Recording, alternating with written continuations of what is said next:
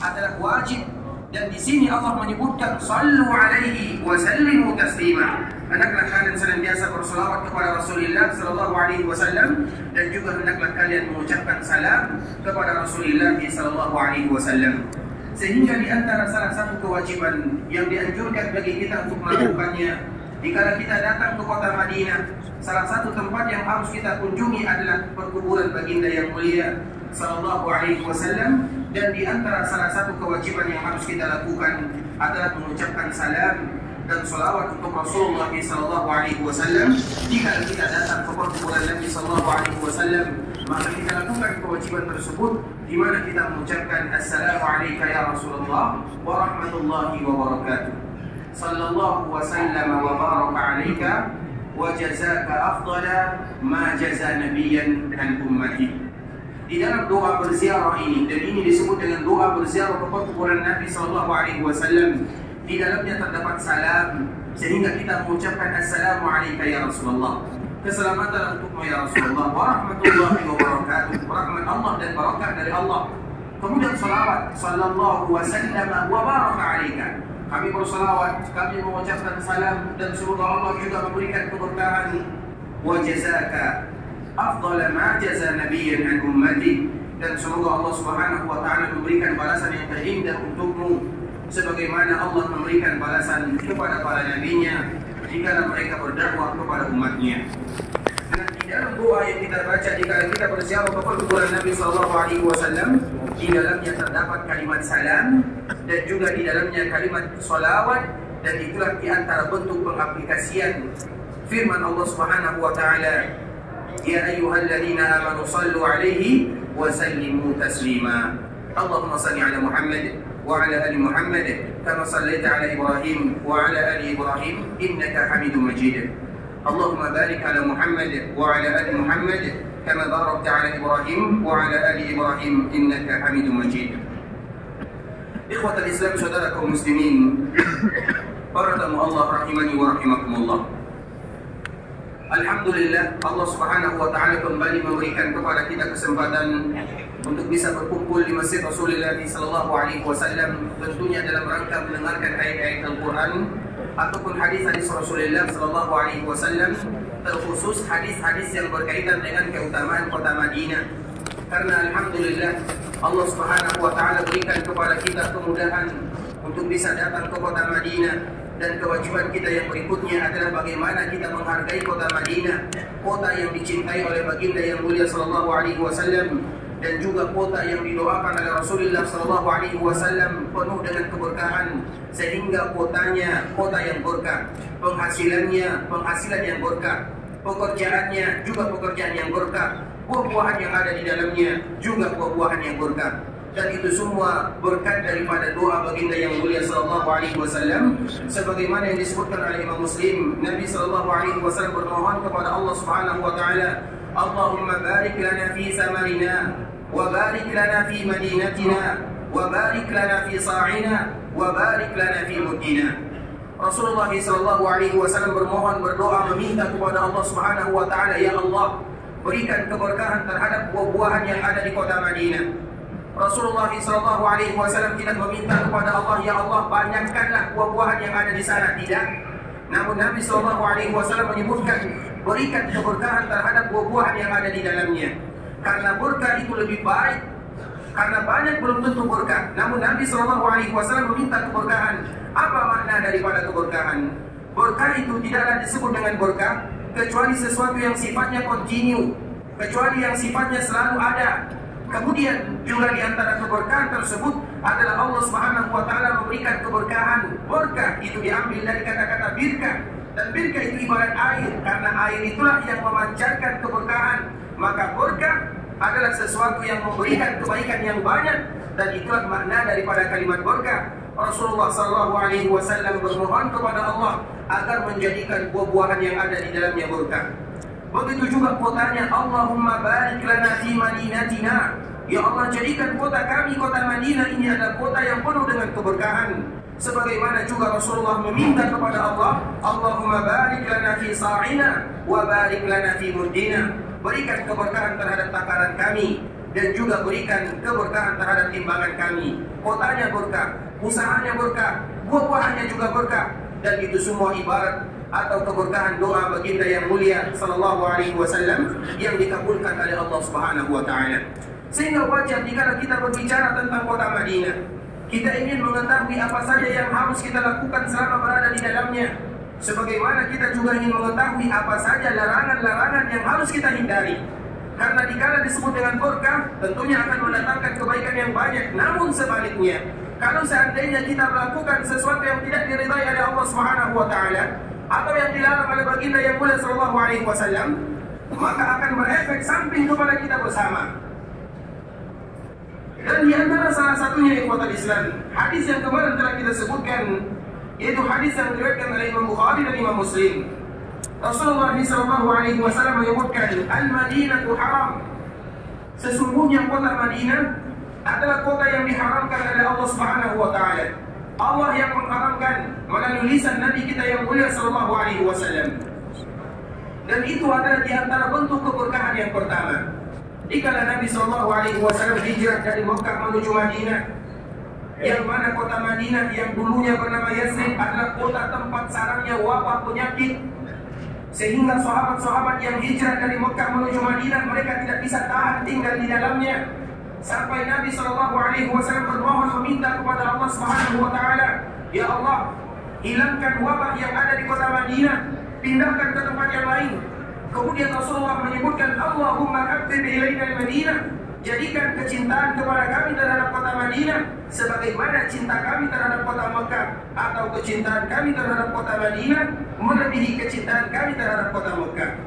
Dan doa ini asbabul wurud hadis yang dibacakan oleh Nabi SAW yang diriwayatkan oleh ibunda kita Aisyah radhiyallahu taala anha.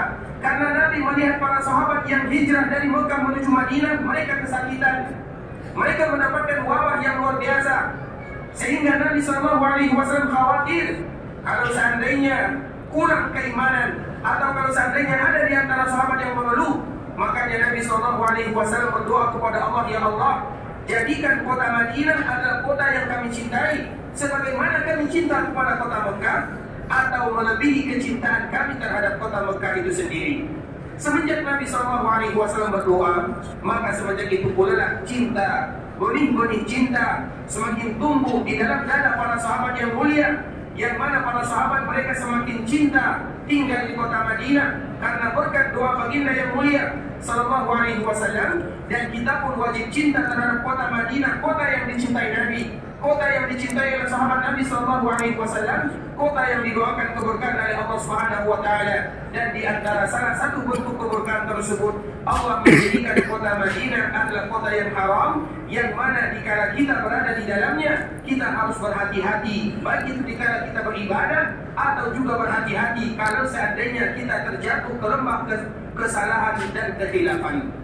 Makanya Nabi SAW menyebutkan, Al-Madinatu haram.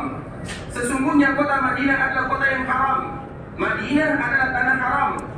Dan Nabi telah menyebutkan batasan-batasan tanah haram tersebut, baik itu dari utara ke selatan, dari timur ke barat. Nabi telah menyebutkan, dan alhamdulillah Allah Subhanahu wa taala berikan kemudahan kepada kita untuk mengetahui mana tanah haram dan mana pula tanah halal. Karena sekarang terutama pemerintahan yang ada, mereka sudah menandainya ini adalah tanah haram, yang mana apabila kita berada di tanah haram kita harus menjaga diri, berhati-hati. Dan ini adalah tanah halal, yang mana apabila tanah halal itu di luar daripada tanah haram yang disebutkan oleh baginda yang mulia sallallahu alaihi wasallam. Rasulullah sallallahu alaihi wasallam menyebutkan, di antara salah satu yang harus kita jaga adalah jika kita ingin beribadah kepada Allah Subhanahu wa taala. Karena Nabi menyebutkan, "Man ahdatsa fiha hadasa." Barang siapa yang beribadah kepada Allah Subhanahu wa taala namun dengan tuntunan yang keluar dari ajaran baginda yang mulia sallallahu alaihi wasallam, terkhusus di kota Madinah, awa muhditha, atau mereka membantu mereka yang beribadah kepada Allah Subhanahu wa taala namun di luar daripada tuntunan baginda yang mulia, fa alaihi lanatullahi wal malaikati wan nasi ajma'in la yaqbalu Allahu minhu sarfan wala 'adla. Maka mereka akan mendapatkan laknat dari Allah, dari malaikatnya, dan dari semua manusia. kemudian Allah Subhanahu wa Ta'ala tidak menerima amal ibadah yang mereka lakukan. Apa makna daripada sabda baginda yang mulia sallallahu alaihi wasallam ini, ikhwatul Islam? Tentunya di dalam perkara ibadah, kita tidak akan beribadah kepada Allah Subhanahu wa Ta'ala kecuali sesuai dengan bimbingan Nabi kita yang mulia sallallahu alaihi wasallam, karena memang Nabi lah yang mengenalkan diri kita kepada Allah. Sehingga di antara bentuk ketaatan kita kepada Rasulullah atau di antara bentuk cinta kita kepada Nabi sallallahu alaihi wasallam terkumpul di dalam 4 kaidah. Kalau kita mengatakan diri kita cinta kepada Nabi, harus kita ingat keempat perkara ini, karena ini merupakan barometer standar dan ukuran cinta kepada Nabi sallallahu alaihi wasallam. Tentunya kita semua cinta kepada Nabi. Namun kecintaan kepada Nabi sallallahu alaihi wasallam harus dibuktikan dengan amalan dan perbuatan.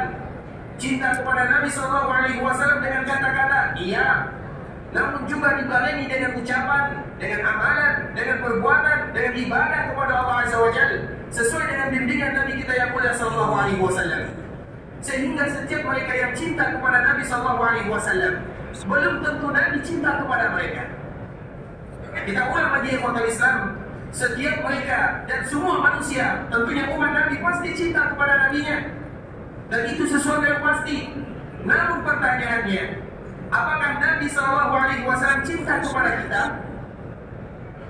Sehingga kita bertanya, bagaimana supaya kita mendapatkan kecintaan dari Nabi SAW? Sehingga cinta kita tersebut merupakan cinta yang tidak bertepuk sebelah tangan. Kita cinta kepada Nabi, Nabi juga cinta kepada kita, dan itulah yang kita harapkan. Kalau kita berbicara tentang cinta kepada Nabi, semua kita pasti cinta kepada Nabi. Namun permasalahannya, apakah Nabi cinta kepada kita atau tidak? Sehingga Allah Subhanahu wa Ta'ala pernah menyebutkan di dalam Al-Quran, di dalam surah Al-Imran, "Qul in kuntum tuhibbunallaha fattabi'uni yuhibbukumullah wa yaghfir lakum dzunubakum wallahu ghafurur rahim." Allah Subhanahu wa Ta'ala mengatakan, kalau seandainya kalian betul-betul cinta kepada Allah dan cinta kepada Rasulnya, ada tolak ukurnya, ada barometernya, supaya kalian dicintai oleh Rasulullah sallallahu alaihi wasallam. Sehingga Imam Hasan Al-Basri dan juga para ulama lainnya, mereka menyebutkan di antara salah satu makna daripada tafsiran ayat yang baru kita bacakan, za'ama qaumun annahum yuhibbuna Allah fabtalahum Allah bihadhihi al-ayah. Ada sebahagian manusia yang mereka mengatakan diri mereka cinta kepada Allah dan cinta kepada Nabi-Nya, maka Allah berikan kepada mereka ujian dengan ayat ini. Sebagaimana kita cinta kepada keluarga, cinta kepada istri, cinta kepada anak, cinta kepada saudara, tidak cukup hanya dengan kata-kata, harus kita buktikan. Kita cinta kepada anak kita, namun kita tidak membuktikan cinta kita kepada anak tersebut, maka anak kita akan mengatakan, ayah saya tidak cinta kepada saya. Padahal kita cinta kepadanya, namun kita tidak buktikan kecintaan tersebut, maka dengan sendirinya dia mengatakan, ayah saya tidak cinta kepada saya. Begitu juga kecintaan kita kepada istri misalnya. Kita cinta kepada istri kita, namun kita tidak terapkan, kita tidak lakukan, kita tidak tampakkan, dan kita tidak aplikasikan, maka dia akan berkomentar, suami saya tidak cinta kepada saya. Padahal kita cinta kepadanya, kurang di dalam pengaplikasiannya. Begitu juga kecintaan kita kepada Allah dan kecintaan kita kepada Rasulullah SAW harus dibuktikan. Sehingga ayat ini merupakan ayatul imtihan yang disebutkan oleh para ulama, ayat ujian. Apabila ada di antara mereka yang mengatakan diri mereka cinta kepada Allah dan cinta kepada Nabi-Nya, harus melewati ujian terlebih dahulu. Kalau mereka lewat, berarti mereka dicintai oleh Allah dan dicintai oleh Nabi-Nya. Namun kalau mereka tidak lewat, berarti mereka harus kembali mengulang bagaimana supaya kita bisa dicintai oleh Allah dan juga bisa dicintai oleh Rasulullah SAW. Dan cinta kepada Nabi itu terkumpul di dalam 4 kaidah. Yang pertama, ta'atuhu fima amar. Yang kedua, tasdiquhu fima akhbar. Yang ketiga, wajtinabu ma nahaa anhu wa zajar. Dan yang keempat, wa alla yu'badallahu illa bima syara'. Kalau kita cinta kepada Nabi SAW, dan kita semua pasti cinta, namun harus ada 4 kaidah ini yang harus kita terapkan. Yang pertama, ta'atuhu fima amar. Kita betul-betul taat kepada Nabi SAW terhadap semua yang Nabi perintahkan kepada kita. Sehingga di antara bentuk kurang bagus yang harus kita lakukan di dalam beragama adalah dikala kita mulai bertanya, mengapa Allah perintahkan yang demikian? Mengapa Nabi SAW memerintahkan yang demikian? Seorang mukmin, seorang hamba Allah Azza wa Jalla, seorang umat Nabi SAW, dikala ada perintah yang diperintahkan oleh Allah atau Rasulnya, mereka tidak banyak bertanya, namun mereka lebih mendahulukan bagaimana mereka beribadah dan mengamalkan. Wa qalu sami'na wa ata'na. Itu yang mereka ucapkan, ya Rasulullah, kami dengar dan kami taati. Sehingga di antara kecintaan yang pertama, bagaimana kita berusaha melaksanakan apa yang Nabi perintahkan tanpa banyak bertanya. Kemudian yang kedua, wa tasdiqu fima akhbar. Bagaimana kita membenarkan semua yang Nabi kabarkan, apapun yang Nabi kabarkan, maka jangan ada keraguan di dalam hati kita, karena itu adalah bentuk kecintaan yang sebenarnya kepada baginda yang mulia sallallahu alaihi wasallam. Kemudian yang ketiga, wajtinabu mana anhu wa zajar. Bagaimana kita berusaha meninggalkan semua yang Nabi larang kita melakukannya, karena tidak satu pun perbuatan buruk kecuali Nabi sallallahu alaihi wasallam melarang kita melakukannya. Dan di antara salah satu sifat Nabi yang disebutkan oleh Allah di dalam Al-Quran akhir surat At-Taubah, harisun alaikum. Nabi SAW antusias. Nabi ingin umatnya melakukan kebaikan, Nabi ingin umatnya meninggalkan keburukan. Dan itu adalah di antara bentuk Nabi cinta kepada kita sebagai umatnya. Allah sebutkan di dalam Al-Quran. Sehingga kita pun berusaha apa yang Nabi larang kita meninggalkannya, maka kita pun meninggalkannya.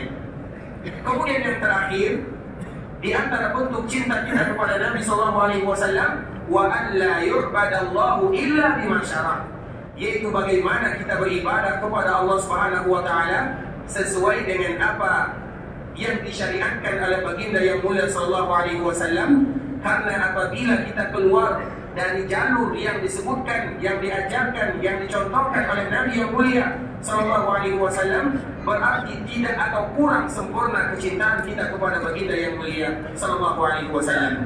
Oleh karenanya ikhwatul Islam, yang akan kita bahas yaitu poin yang keempat, wa alla yu'badallahu illa bima syara', yaitu bagaimana kita tidak beribadah kepada Allah kecuali melalui Nabi kita yang mulia sallallahu alaihi wasallam. Maka Nabi sallallahu alaihi wasallam ikhwatul Islam, Nabi yang sayang kepada kita, menyebutkan semua yang bermanfaat kepada kita agar kita melakukannya. Sebagaimana Nabi sallallahu alaihi wasallam melarang kita melakukan sesuatu yang akan berefek buruk kepada kita. Dan itu ada di antara kecintaan Nabi sallallahu alaihi wasallam, salah satunya adalah perkara ibadah. Sehingga dikala kita beribadah, maka kita harus betul-betul mencari tahu bagaimana sih Nabi sallallahu alaihi wasallam mengajarkan kita beribadah. Dikala kita hendak salat, kita bertanya bagaimana Nabi sallallahu alaihi wasallam salat, karena kita ingin salat sebagaimana Nabi salat. Walaupun kita yakin kita tidak akan bisa meniru salat Nabi sallallahu alaihi wasallam, tapi minimal kita bertanya bagaimana Nabi sallallahu alaihi wasallam salat. Tashabbahu, kata sebagian para ahli hikmah, tashabbahu bil kirami, hendaklah kalian mencontoh orang-orang yang mulia. Dan Nabi sallallahu alaihi wasallam adalah manusia yang paling mulia secara mutlak, yang mana wajib bagi kita mencontoh Nabi sallallahu alaihi wasallam, terutama dalam perkara ibadah. Iya, kita tidak akan bisa mencontoh Nabi 100%, namun paling tidak kita ingin mempelajari bagaimana Nabi salat. Dikala kita takbir, kita ingin tahu bagaimana Nabi takbir. Dikala Nabi ruku, kita ingin bertanya bagaimana Nabi ruku, apa doa yang dibaca Nabi. Dikala Nabi sujud, kita ingin bertanya bagaimana Nabi sujud, apa doanya. Itulah yang harus kita lakukan. Dan itu merupakan kewajiban agar kita betul-betul cinta kepada baginda yang mulia sallallahu alaihi wasallam. Salah satunya adalah belajar agama yang dibawa oleh baginda yang mulia sallallahu alaihi wasallam. Bagi kita yang tidak mau belajar, atau seolah-olah mereka disibukkan dengan kehidupan dunia, yang mana dunia itu akan meninggalkan mereka. Mereka disibukkan dengan harta, yang harta itu akan meninggalkan mereka. Dengan mereka lupa dengan agama, mereka lupa dengan risalah baginda yang mulia sallallahu alaihi wasallam, maka mereka akan ditanya oleh Allah Subhanahu wa taala, apakah kalian sudah belajar tentang agama Allah?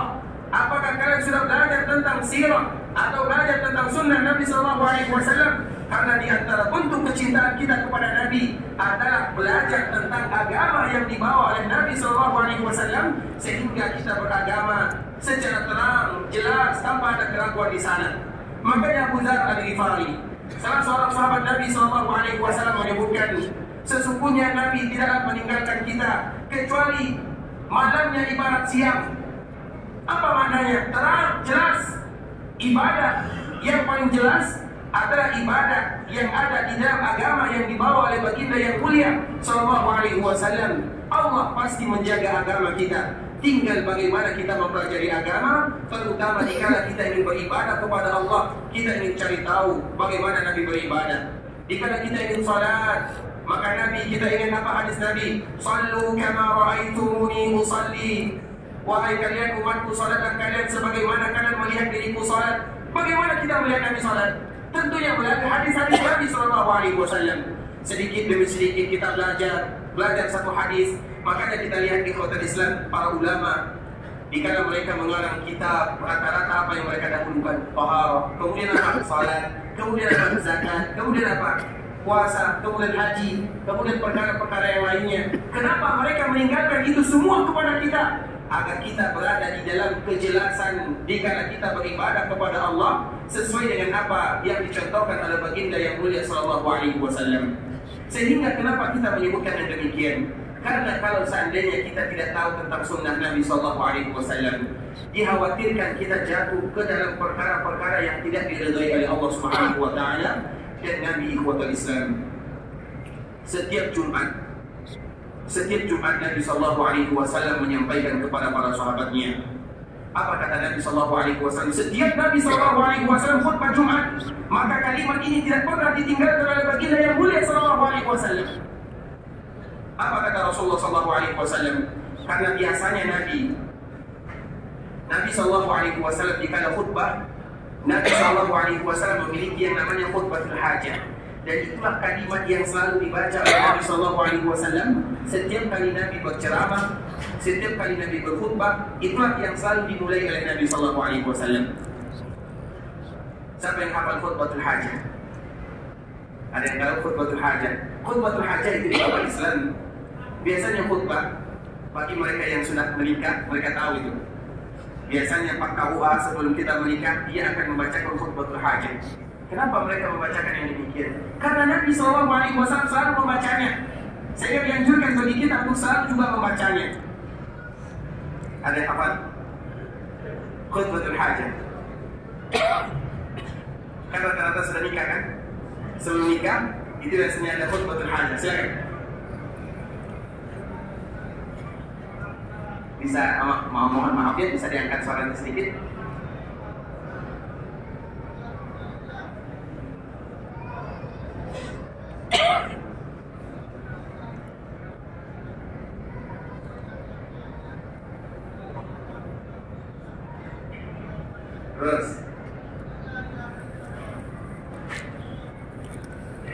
Terus.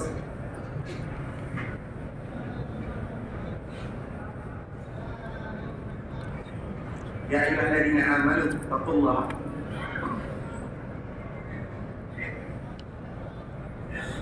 Baik, terus.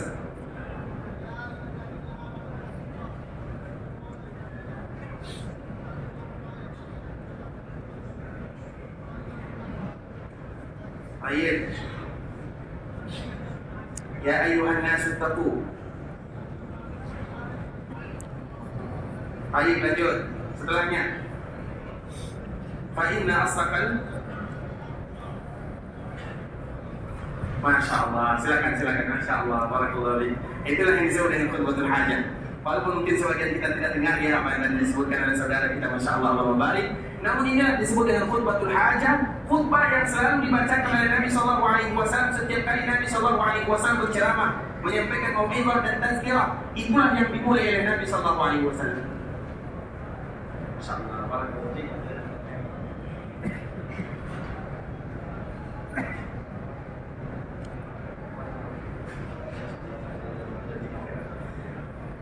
Khutbatul hajah ikhwatal Islam. Kenapa kita ingin menyampaikan? Karena itu yang selalu dimulai oleh Nabi sallallahu alaihi wasallam di dalam khutbahnya. Apa mulanya? Sesuatu yang selalu kita baca. Innal hamdalillah nahmaduhu wa nasta'inuhu wa nastaghfiruh. Itu yang disebut dengan khutbatul hajah. Makanya nanti kalau ada di antara anak kita yang nikah, pasti dimulakan dengan khutbatul hajah. Dan itu semua kita tahu. Innal hamdalillah. Kemudian ya ayyuhalladzina amanu taqullaha haqqa tuqatih. Di dalam surah Al-Imran ayat 102. Kemudian surah An-Nisa ayat pertama, ya ayyuhan nasu taqu rabbakum alladzi khalaqakum min nafsin wahidah. Kemudian begitu juga ayat surah Al-Ahzab ayat 70, ya ayyuhalladzina amanu taqullaha wa qulu qawlan sadida. Itu disebut dengan khutbatul hajah. Kemudian apa yang dikatakan oleh Nabi sallallahu alaihi wasallam? Fa inna asdaqal hadits kitabullah. Sesungguhnya perkataan yang paling benar adalah kitabullah, yaitu Al-Quran. Wa man asdaqu minallahi haditha wa man asdaqu minallahi qila. Siapakah yang paling bagus bacaannya? Siapakah yang paling benar ucapannya? Kecuali Rabbul Izzati wal Jalalah. Sehingga Nabi menyebutkan, fa inna asdaqal hadits kitabullah wa khairal hadi hadi Muhammadin sallallahu alaihi wasallam. Apa kata Rasulullah sallallahu alaihi wasallam mengingatkan kepada sahabatnya, yang mana khutbah ini selalu dibacakan oleh para sahabat di kala mereka memulai khutbah. Sehingga para ulama terdahulu ikhwatul Islam, bukan mereka di kala mereka memulai ceramah tidak memiliki bahasa yang lainnya, namun mereka ingin memulai ceramah dengan khutbah, dengan ceramah yang dimulakan oleh Nabi sallallahu alaihi wasallam. Mereka ingin mencontoh Nabi sallallahu alaihi wasallam. Sehingga khutbah yang paling bagus bukan berarti yang lain tidak bagus. Awalnya dimulai dengan khutbatul hajah, karena di dalamnya ada peringatan bagi kita bersama. Rasulullah SAW menyebutkan, sesungguhnya yang paling bagus, petunjuk yang paling bagus adalah Al-Quran. Agar kita kembali kepada kitabullah. Wa khairul hadi, dan hadiu, petunjuk yang paling bagus, yang paling benar adalah petunjuk daripada Rasulullah SAW. Yang barang siapa keluar daripada petunjuk Nabi SAW, maka mereka melakukan perkara-perkara yang disebut dengan perkara ihdas, yaitu melakukan sesuatu yang keluar daripada bimbingan, aturan, contoh dari Nabi SAW. Makanya selalu kita sebutkan ikhwatul Islam, dikala kita beribadah kepada Allah Subhanahu wa taala, kita berusaha bagaimana ibadah kita tersebut sesuai dengan apa yang Nabi contohkan kepada kita bersama. Kita contohkan contoh yang selalu kita sebutkan. Ikhwatul Islam, Muawiyah radhiyallahu ta'ala anhu, salah seorang pemimpin kaum muslimin, ayahnya bernama Abu Sufyan bin Harb. Muawiyah, dia terkenal dengan salah seorang yang menulis wahyu di zaman Nabi sallallahu alaihi wasallam, sehingga salah satu gelar daripada Muawiyah adalah Katibul Wahyi.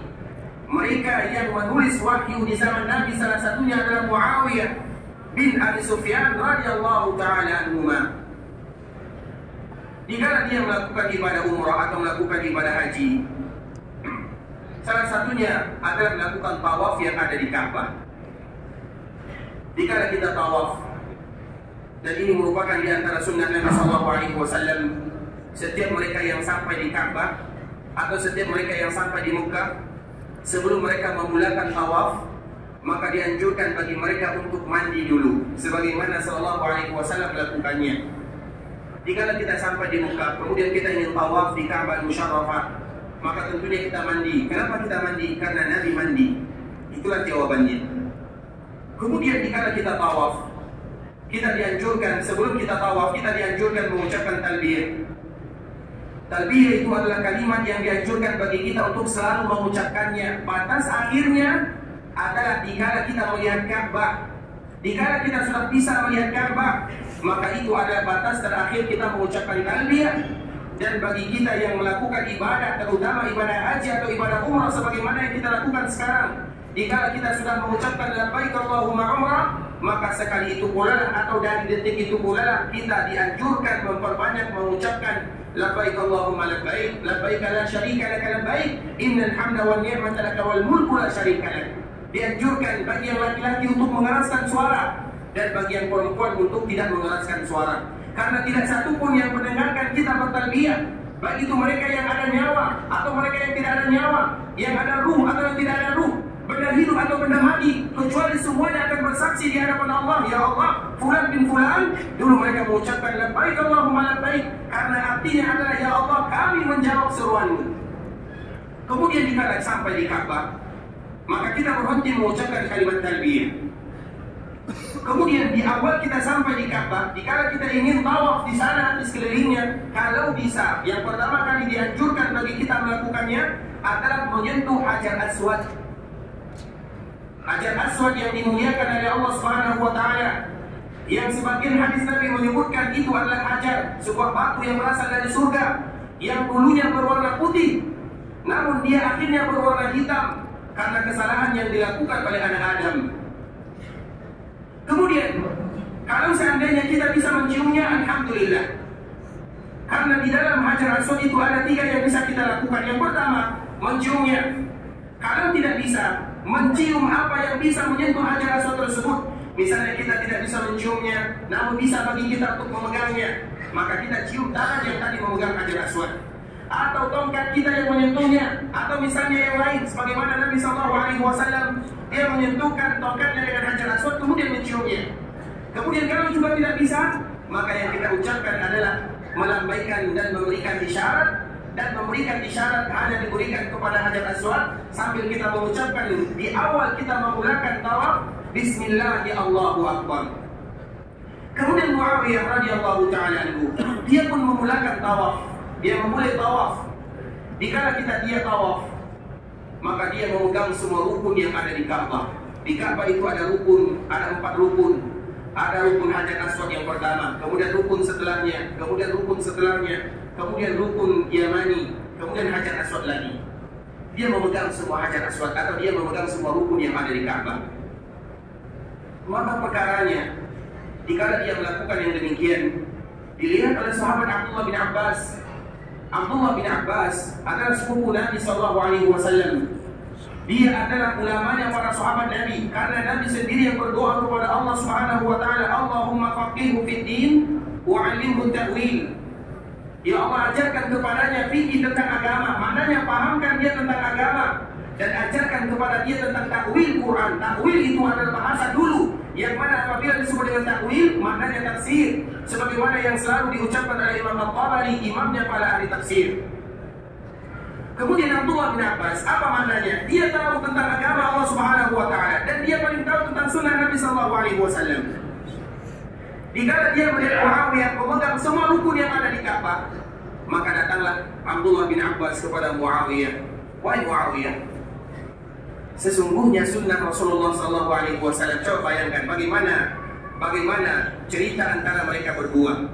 Abdullah bin Abbas mengatakan kepada Muawiyah, wahai Muawiyah, sesungguhnya Nabi hanya mengajarkan kepada kita menyentuh 2 rukun saja, yaitu rukun Hajar Aswad. Rukun itu artinya sisi tiang atau sisi daripada Ka'bah. Yang pertama Hajar Aswad, dan yang kedua rukun Yamani. 2 rukun inilah yang dianjurkan bagi kita untuk menyentuhnya dikala kita melakukan tawaf. Kata Abdullah bin Abbas kepada Muawiyah radhiyallahu ta'ala anhu. Dikala Muawiyah mendengarkan Abdullah bin Abbas memaparkan yang demikian, maka Muawiyah menjawab, wahai Abdullah, ya bin Abbas, di mana salahnya kalau aku memegang semua rukun yang ada di Ka'bah? Tidak ada salahnya. Di mana salahnya? Ini semua baik, hanya memegang saja. Seolah-olah Abdullah atau seolah-olah Muawiyah mengatakan, itu aku lakukan adalah demi kebaikan. Dikala aku menyentuh semua rukun yang ada di Ka'bah, tidak ada salahnya, hanya sekedar menyentuh saja. Apa jawaban Muawiyah atau apa jawaban Abdullah bin Abbas radhiyallahu ta'ala anhu? Dia tidak mengomentarkan atau dia tidak mengucapkan dengan kata-katanya, namun dia langsung membacakan firman Allah Subhanahu wa taala yang ada di dalam suratul Ahzab. Laqad kana lakum fi Rasulillahi uswatun hasanah. Sesungguhnya Rasulullah merupakan teladan, uswah dan qudwah bagi kalian dalam kehidupan, terutama dalam masalah ibadah. Apa yang Nabi lakukan kita lakukan, apa yang Nabi tidak lakukan kita tidak lakukan. Jika Nabi hanya memerintahkan dan mensunnahkan kepada kita memegang 2 rukun saja, maka kita mencari 2 rukun. Kalau Nabi menganjurkan kepada kita memegang semua rukun yang ada di Ka'bah, maka kita akan memegangnya. Namun Nabi hanya mengajarkan kepada kita menyentuh 2 rukun saja. Seolah-olah itu yang disebutkan oleh Abdullah bin Abbas kepada Muawiyah radhiyallahu ta'ala anhu. Apa jawaban Muawiyah jika mendengarkan pemaparan daripada Abdullah bin Abbas? Qala sadaqta. Engkau benar, wahai Abdullah. Nabi SAW hanya menyentuh 2 rukun saja, yaitu Hajar Aswad dan rukun Yamani. Kemudian apa yang dilakukan oleh Muawiyah setelah disapa oleh Abdullah bin Abbas? Dia pun meninggalkannya. Jadi permasalahannya ikhwatul Islam bukan permasalahan ini baik atau tidak baik, namun permasalahannya apa yang Nabi ajarkan kepada kita untuk melakukannya. Mana sunnah Nabi SAW? Dikala kita tawaf sunnah, Nabi hanya memegang 2 rukun saja. Kalau Nabi memerintahkan kepada kita untuk menyentuh semua Ka'bah, maka kita akan menyentuh semua Ka'bah. Namun Nabi SAW hanya menganjurkan kepada kita dikala kita tawaf menyentuh, memegang 2 rukun, maka kita pun memegang 2 rukun. Itulah makna daripada mengikuti sunnah Nabi SAW. Kalau Nabi memerintahkan, kita lakukan. Kalau Nabi kita tidak mengerjakan, kita tinggalkan. Itulah namanya wa alla yu'badallahu illa bima syara'. Bagaimana kita beribadah kepada Allah Subhanahu wa taala sesuai dengan apa yang Nabi syariatkan kepada kita untuk melakukannya. Ini bukan perkara ini tidak ada salahnya, bukan perkara itu ikhwatul Islam, namun perkaranya adalah bagaimana kita mengagungkan sunnah Nabi SAW, terutama di dalam masalah beribadah. Makanya kemarin kita menyebutkan di dalam kita beribadah, tidak semua ibadah yang kita lakukan langsung diterima oleh Allah Subhanahu wa taala. Dan kita telah menyebutkan ayatnya. Sebagaimana firman Allah Subhanahu wa taala, "Watlu 'alaihim naba'a ibnai Adam bil haqqi qarraba qurbana fatuqbila min ahadihima wa lam yataqabbal min al-akhar." Wahai Muhammad, bacakan kepada umatmu. Ya Allah, apa yang harus aku bacakan? Bacakan kepada mereka tentang 2 orang anak Nabi Adam yang mereka beribadah kepada Allah, yang satu diterima, yang satu tidak. Apa maknanya? Berarti akan ada ibadah yang tidak diterima oleh Allah, sebagaimana Allah tidak menerima ibadah yang dilakukan oleh salah seorang anak Nabi Adam. Kemudian apa kata Allah di akhir ayat tersebut? Qala innama yataqabbalullahu minal muttaqin. Allah hanya menerima dari mereka-mereka yang bertakwa saja. Apa makna daripada kalimat takwa? Maka kemarin kita menjelaskan ikhwatul Islam, di dalam beribadah ada namanya rukun ibadah, ada namanya syarat ibadah. Rukun ibadah telah kita jelaskan. Siapa masih ingat apa rukun ibadah? Tapi ingat pakai dalil ya. Baik, silakan. Apa rukun ibadah? Sebelum kita membahas tentang rukun ibadah, apa itu rukun? Rukun itu ibadah. Rukun lain, syarat lain. Ada rukun, ada syarat. Apa itu rukun? Sebelum kita tahu apa rukun, apa syarat. Rukun itu adalah sesuatu yang ada di dalam ibadah. Syarat adalah sesuatu yang ada di luar ibadah. Itu perbedaan antara rukun dengan syarat lain. Sekarang apa rukun ibadah? Silakan. Yang pertama adalah syarat takutnya. Baik, yang kedua, berharap takut kepada siapa? Takut apa kita? Berharap kepada Allah, takut kepada azab Allah, takut ibadah kita tidak diterima, berharap agar ibadah selalu diterima oleh Allah. Pertanyaan yang kedua, apa dalilnya? Kemarin kita bacakan dalil yang mudah ya. Baik.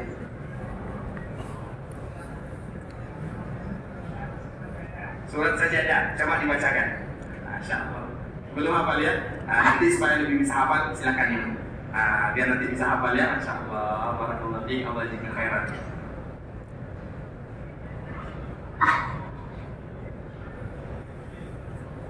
Tapi dengan syarat besok harus hafal ya Pak ya. Masya Allah. Kemarin kita menjelaskan ikhwatul Islam, rukun ibadah ada yang menyebutkan 2, ada yang menyebutkan 3.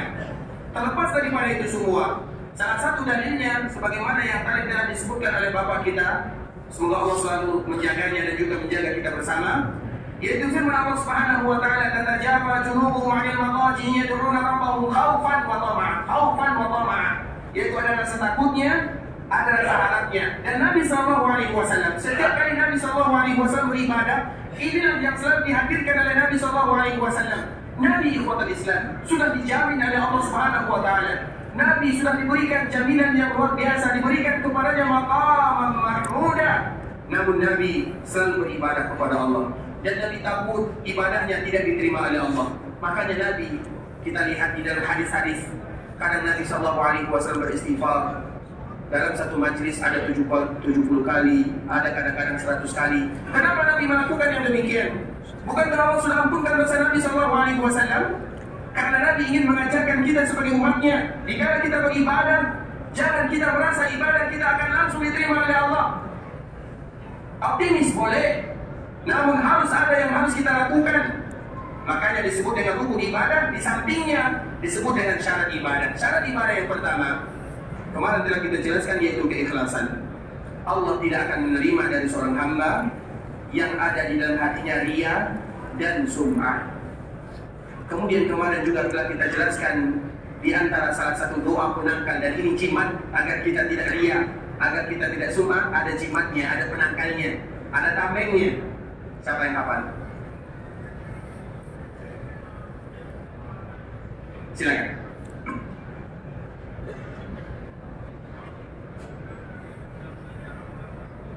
Was artinya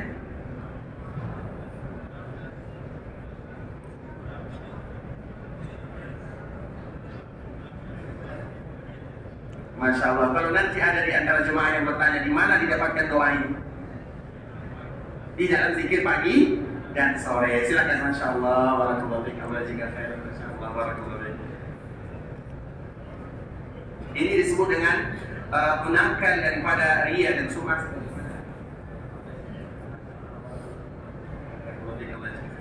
Ini yang disebut agar kita terbebas, di mana setiap kali kita beribadah kita selalu berlindung kepada Allah Subhanahu wa taala, karena kita memiliki musuh yang nyata.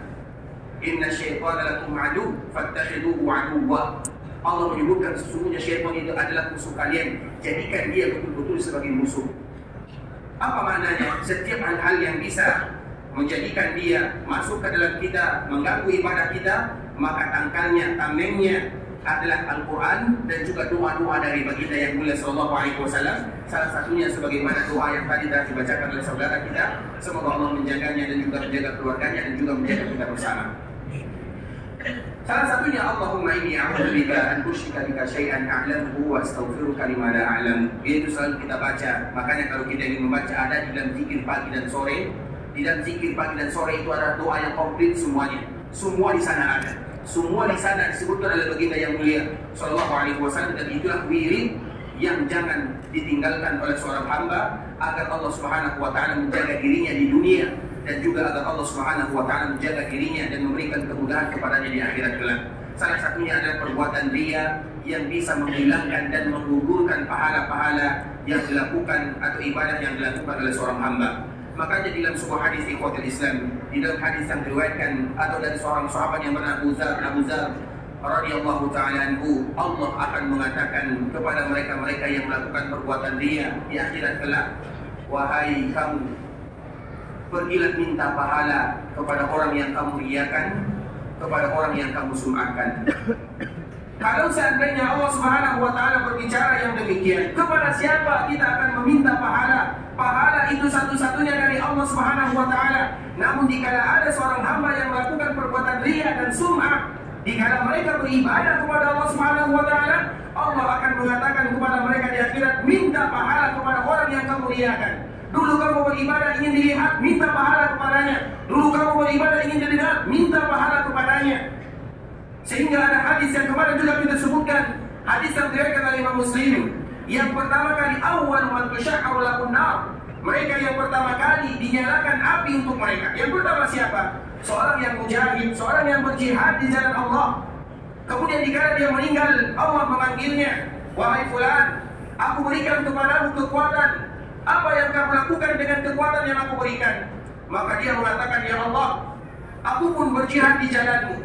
Apa jawaban Allah Subhanahu wa taala? Qala kadzabta. Wahai fulan, kamu dusta, kamu bohong. Dan Allah tahu untuk apa kita melakukan sebuah ibadah, apakah untuk Allah atau untuk manusia. Sehingga Allah membongkar aibnya. Kadzabta, kamu dusta, kamu bohong. Kamu berjuang, kamu berjihad agar kamu mendapatkan titel seorang pahlawan, dan itu sudah didapatkan. Maka dia dimasukkan ke neraka neraka pada jihad. Allahu Akbar, jihad. Begitu juga yang kedua, ada seorang yang dermawan, Allah Subhanahu wa taala berikan kepadanya harta yang berlebih. Kemudian dia pun bersedekah, membantu kaum muslimin, membantu fakir miskin, membantu orang-orang dhaif, du'afa. Kemudian dikala dia meninggal, dipanggil oleh Allah, wahai fulan, aku berikan kepadamu kelebihan dalam masalah harta. Apa yang kamu lakukan selama di dunia? maka dia pun mengatakan, ya Allah, aku bersedekah, aku berzakat, aku membantu ini, aku membantu itu. Apa kata Allah Subhanahu wa taala? Kadzabta, kamu dusta, kamu bohong. Allah tahu untuk apa kita bersedekah, untuk apa kita zakat, apakah untuk Allah atau untuk manusia. Dan Allah mengetahui niat kita, sehingga Allah mengatakan, kadzabta, kamu dusta, kamu bohong. Kamu ingin bersedekah, kamu ingin berzakat, kamu membantu orang lain agar kamu dibilang sebagai seorang dermawan, wakil, dan itu sudah kamu dapatkan. Gelar sebagai seorang dermawan sudah kamu dapatkan, dan memang itu tujuanmu. Maka dia dicampakkan ke neraka Allah Subhanahu wa taala. Bukan perkara yang mudah, ikhwatul Islam. Kemudian yang ketiga, dipanggil lagi seorang yang ahli Al-Quran. Siang malam dia baca Quran. Kemudian dia meninggal. Allah bertanya kepadanya, wahai fulan, apa yang kamu lakukan selama di dunia? Maka dia mengatakan, qara'tu fika Al-Quran. Ya Allah, aku baca untukmu Al-Quran.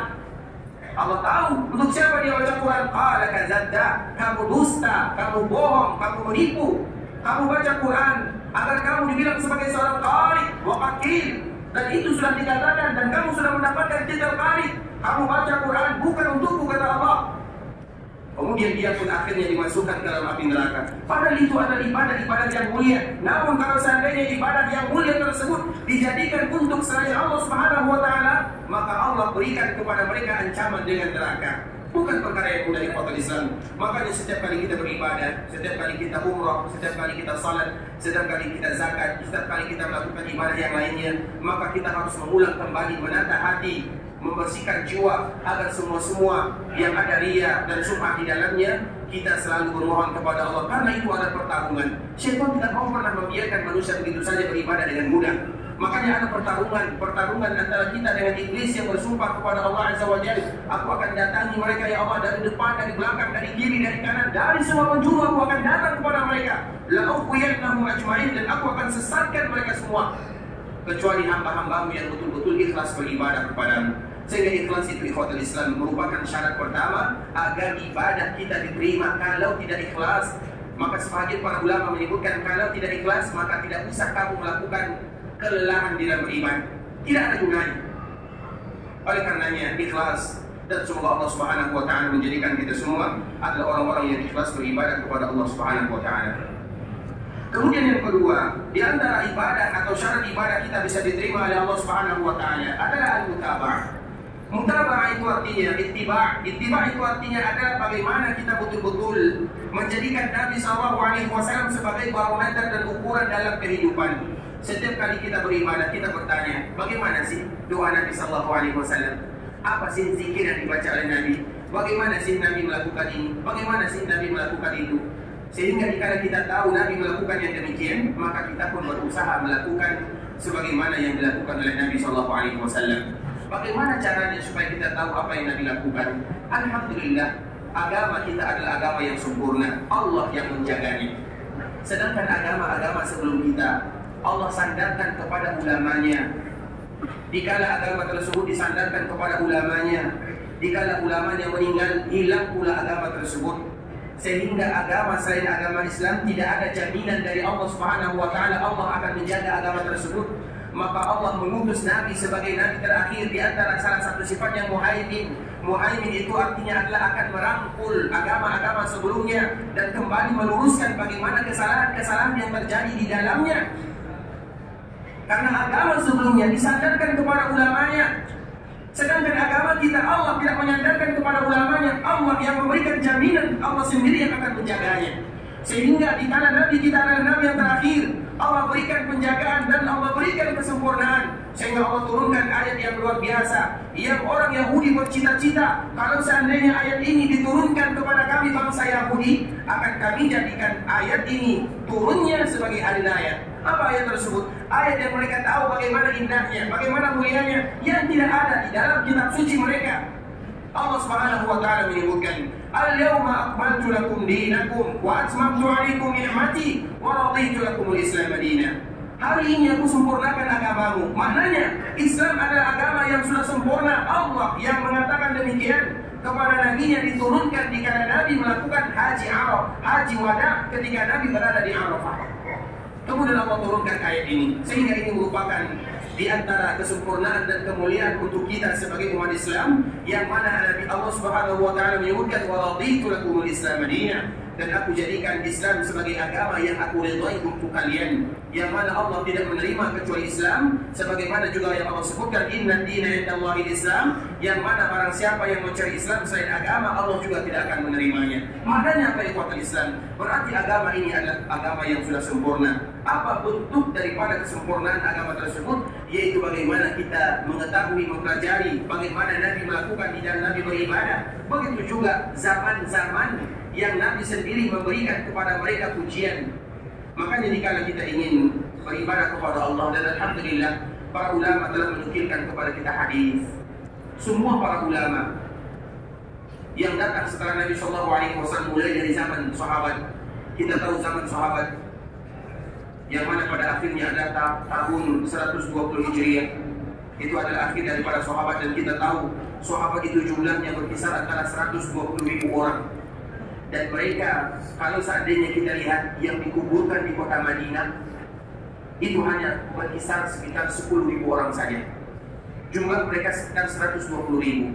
Yang meninggal dan dikuburkan di kota Madinah berkisar 10.000. Berarti tidak sampai sekitar 7% para sahabat Nabi SAW yang dikuburkan di kota Madinah. Apa maknanya? Mereka keluar dari kota Madinah.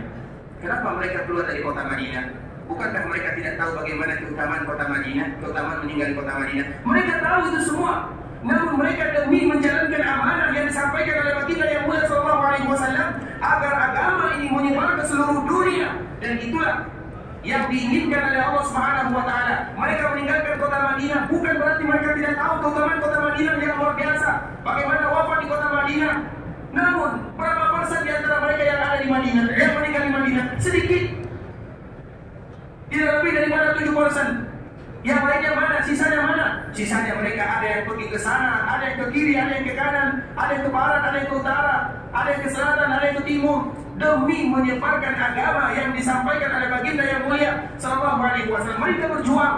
Kemudian datang lagi generasi berikutnya, yang mana generasi berikutnya akhirnya disebutkan oleh Imam Ibnu Hajar pada tahun 180 Hijriah. Itu generasi tabi'in. Mereka juga berjuang siang dan malam. Mereka menyampaikan risalah dan agama. Datang lagi zaman berikutnya, atba'u tabi'in, yang mana pada akhirnya disebutkan tahun 220 atau 240. Nah, 3 generasi ini, ada 3 generasi yang dipuji Nabi sallallahu alaihi wasallam. Khairul quruni qarni, tsumma alladziina yalunahum, tsumma alladziina yalunahum. Nabi yang memberikan pujian kepada mereka. Sehingga dikala kita beragama, dikala kita beribadah kepada Allah, kita harus belajar dari kitab-kitab yang mereka bawa. Kemudian dari kitab-kitab yang mereka tinggalkan kepada kita, belajar agama itu, selain kita sebutkan di ikhwatul Islam, itu hukumnya wajib, tidak boleh kita kesampingkan, dan itulah hukum asalnya. Hukum asal kita diciptakan oleh Allah di dunia adalah beribadah, dan tidak mungkin kita bisa sempurna dalam beribadah kecuali kita tahu tentang agama Allah Subhanahu wa taala. Sehingga di antara salah satu kemuliaan yang selalu kita sebutkan, terkhusus di Masjid Rasulullah sallallahu alaihi wasallam, dan semoga keberkahan ini kita dapatkan bersama, yaitu hadis Nabi sallallahu alaihi wasallam yang diriwayatkan oleh Imam Ibnu Majah dari sahabat Abu Hurairah radhiyallahu taala. Apa kata Nabi sallallahu alaihi wasallam terkhusus di kota Madinah? Dan hadis ini satu-satunya hadis yang ada di dunia yang hanya ada di kota Madinah, dan jangan kita sampai melalaikannya. Apa hadis Nabi sallallahu alaihi wasallam? Nabi menyebutkan man jaa masjidi hadza la yatihi illa li khairin yata'allamu aw yu'allimu fa huwa bi manzilati al-mujahidi fi sabilillah. وَمَنْ جَاءَ لِغَيْرِ ذَلِكَ فَهُوَ بِمَنْزِلَةِ الرَّجُلِ يَنْظُرُ إِلَى مَكَانِ غَيْرِهِ. Nabi menyebutkan kepada kita bersama ikhwatul Islam, terkhusus bagi kita yang ada di kota Madinah, jangan kita sia-siakan kesempatan tersebut. Barang siapa yang datang ke Masjid Nabawi, barang siapa yang datang ke masjidku ini, man jaa masjidi hadza, kata Nabi, barang siapa yang datang ke masjidku ini, Nabi menyebutkan ini masjidku, datang ke sana. Kemudian dia datang untuk belajar agama Allah Subhanahu wa taala. Belajar dia atau dia mengajar. Maka Nabi menyebutkan fa huwa bi manzilatil mujahidi fi sabilillah. Dia ibarat orang yang sedang berjihad. Jihad belajar di Masjid Nabawi itu sama dengan jihad. Karena kota Madinah ada kota pancaran ilmu agama. Di sanalah Nabi sallallahu alaihi wasallam mendapatkan wahyu ilahi. Sehingga Nabi SAW menyebutkan, barang siapa yang datang ke kota Madinah, dia menginginkan kebaikan, baik dia mengajar ataupun dia yang diajar, maka dia sama dengan orang yang berjihad. Jihad ikhwatal Islam bukan pahala yang sembarangan. Kita ada di tempat yang indah, berkumpul dengan sahabat saudara seiman seakidah, berkumpul dengan orang-orang yang beriman kepada Allah. Karena memang di antara sifat kota Madinah agar berkumpul orang-orang beriman di sana. Ujian dari Rasulullah SAW. Kemudian kita baca Al-Quran, kemudian kita dengarkan hadis Nabi, maka kita dihitung sebagai orang yang berjihad di jalan Allah Azza wa Jalla. وَمَنْ جَاءَ لِغَيْرِ ذَلِكَ فَهُوَ بِمَنْزِلَةِ الرَّجُلِ يَنْظُرُ إِلَى مَتَاعِ الْغَيْرِ. Namun barang siapa yang datang ke kota Madinah, dia tidak peduli mau belajar atau tidak, فَهُوَ بِمَنْزِلَةِ الرَّجُلِ, maka dia ibarat seorang laki-laki yang memperhatikan perhiasan yang ada di tangan saudaranya. Apa maknanya? Setiap mereka yang belajar agama, ibarat mereka membawa perhiasan yang indah, dan itulah perhiasan dunia dan akhirat, yaitu agama Allah Subhanahu wa Ta'ala. Sehingga kita memanfaatkan momen yang ada. Dikala kita berada di kota Rasulullah, di masjid Rasulullah SAW, satu ayat yang kita baca, dua ayat yang kita baca, tiga ayat yang kita baca, kemudian kita tahu maknanya, kita tahu artinya, kita tadabburi, kita tahu tafsirnya, itu ibarat orang yang berjihad di jalan Allah Azza wa Jalla. Satu hadis Nabi SAW, dua hadis, tiga hadis Nabi, kemudian kita berusaha untuk mengetahuinya dan mengamalkannya. Itu ibarat orang yang sedang berjihad di jalan Allah Subhanahu wa Ta'ala. Walaupun kita hanya di sini 2 hari, 3 hari, 4 hari, namun selama itu pula kita ingin mendapatkan keutamaan yang dijanjikan oleh baginda yang mulia. Satu-satunya hadis yang tidak disebutkan oleh Nabi SAW kecuali di masjidnya, Masjid Rasulullah SAW, keutamaan yang sangat luar biasa agar kita memanfaatkan waktu yang ada. Dan tujuannya apa? Agar kita belajar dekat dengan Allah, juga dekat dengan Rasulullah SAW, agar kita tahu bagaimana agama yang diturunkan oleh Allah kepada Nabi-Nya SAW, agar kita mengangkat kejahilan dari diri kita dan juga dari masyarakat kita. Makanya belajar agama di kota Islam merupakan keutamaan yang luar biasa, terkhusus bagi kita yang ada di kota Madinah. Berapa hari pun kita ada di sana, maka kita memanfaatkan waktu yang ada, terutama di dalam masjid Rasulullah SAW. Baca Quran jika kita ada di salat di dalamnya, atau baca satu hadis. Alhamdulillah, belajar agama diberikan kemudahan oleh Allah Azza wa Jalla. Makanya kota Nabi SAW, kota Madinah, adalah kota yang betul-betul dimanfaatkan, terutama masjid Rasulullah, daerah yang betul-betul dimanfaatkan untuk belajar agama Allah, terutama Al-Quran dan juga sunnah Nabi yang mulia SAW. Makanya kami anjurkan, terutama kalau seandainya nanti hari Ahad, hari-hari bekerja, hari Ahad karena di sini bekerjanya hari Ahad sampai hari Kamis. Dan itu juga masuk kalau seandainya nanti kita pergi ke Masjid Nabawi, pergi ke bagian depan sana, kita lihat betapa banyak kaum muslim yang belajar di pagi hari. Kalau kita pergi ke bagian kiri, nanti kita lihat anak-anak kaum muslimin, mereka ada yang hafal Quran, ada yang membaca Al-Quran. Kenapa mereka berlomba-lomba belajar dan demikian? Dan itu dari sebuah negara diizinkan.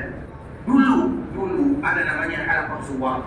Halaqah zuwar itu adalah halaqah baca Quran untuk mereka yang berziarah seperti umrah atau haji, agar mereka bisa membaca Al-Quran, paling tidak mereka memperbaiki bacaan. Kalau kita ingin melihat bagaimana kualitas bacaan kita, didengarkan kepada orang lain agar kita tahu bagaimana kualitas bacaan kita. Dan kita lihat bagaimana Masjid Nabawi dimanfaatkan untuk belajar agama Allah. Semuanya tujuannya tidak lain tidak bukan agar dihitung sebagai orang yang berjihad di jalan Allah Subhanahu wa Ta'ala. Dan semoga semua kita juga dihitung sebagai orang yang berjihad di jalan Allah Subhanahu wa Ta'ala. Ikhwatul Islam, saudara kaum muslimin, para tamu Allah rahimani wa rahimakumullah. Sampai di sini pembahasan yang bisa kita jelaskan, dan insyaallah kembali nanti kita akan kembali memaparkan makna daripada hadis baginda yang mulia sallallahu alaihi wasallam. Tentunya yang benar dari Allah Subhanahu wa Ta'ala, yang salah dari diri kami pribadi karena kurangnya ilmu kami, karena kebodohan dan kejahilan kami. Kalau seandainya ada kata-kata yang kurang berkenan, kata-kata yang kurang pas, kami mohon dimaafkan. Dan kita selalu berharap kepada Allah Subhanahu wa Ta'ala agar Allah Subhanahu wa Ta'ala menerima semua amal ibadah yang kita lakukan, agar Allah Subhanahu wa Ta'ala ampunkan dosa kita, agar Allah ampunkan dosa orang tua kita, agar Allah Subhanahu wa Ta'ala ampunkan dosa keluarga kita dan seluruh kaum muslimin. Kalau ada di antara kita yang ingin beribadah ke kota Mekah, semoga Allah menerima amal ibadah yang mereka lakukan, dan semoga Allah mudahkan perjalanan mereka. Kalau ada di antara kita yang meninggalkan kota Madinah, semoga Allah Subhanahu wa Ta'ala kembalikan mereka ke kampung halamannya, berjumpa dengan keluarganya dalam keadaan sehat walafiat. Dan semoga Allah Subhanahu wa Ta'ala selalu memberikan kepada kita kesempatan agar selalu bisa berkunjung ke kota Nabi sallallahu alaihi wasallam. Allahumma inna nas'aluka bi asma'ikal husna wa sifatikal ula ya hayyu ya qayyum bi rahmatika nastaghith aslih lana sha'nana kullahu wa la takilna ila anfusina tarfata 'ain. Allahumma ighfir lana dhunubana wa liwalidina warhamhuma kama rabbawna shighara. Allahumma a'inna 'ala dhikrika wa syukrika wa husni ibadatik. Allahumma inna nas'aluka thabata fil amr wal 'azimata 'ala rushd. اللهم لا تدع لنا ذنبا الا غفرته ولا هما الا فرجته ولا دينا الا قضيته ولا مريضا الا شفيته ولا ميتا الا رحمته. اللهم تقبل منا صلاتنا وصيامنا ودعاءنا وركوعنا وسجودنا وكل عبادتنا يا الله انك انت السميع العليم وتب علينا انك انت التواب الرحيم. ربنا هب لنا من ازواجنا وذرياتنا قرة اعين واجعلنا للمتقين اماما. ربنا ظلمنا انفسنا وان لم تغفر لنا وترحمنا لنكونن من الخاسرين. ربنا اتنا في الدنيا حسنه وفي الآخرة حسنة وقنا عذاب النار.